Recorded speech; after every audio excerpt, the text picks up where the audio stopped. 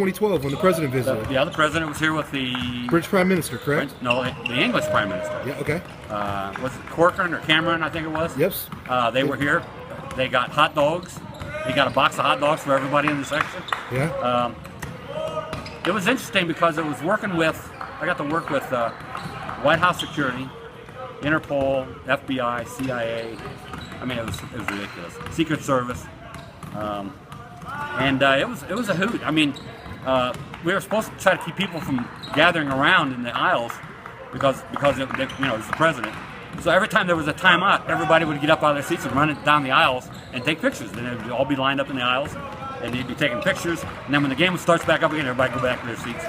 So he stayed for the one full game and a little bit of the second game. And he sat on that baseline right there. He sat right on the baseline down here behind the basket, and with the UD volleyball team. I think it was the volleyball team and the women's team. So, wow. And him and Cameron they were all right. They were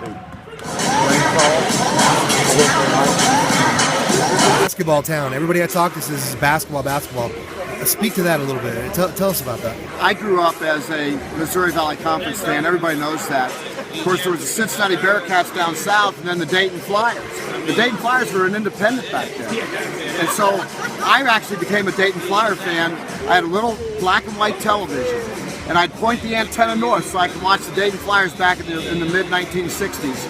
And lo and behold, I come back here now, many years later after my coaching career was over, and I started broadcasting right here for the Dayton Flyers. This is where I started in 1997. And that led me to one day saying, you know what, someday I want to be the voice of the Missouri Valley Conference.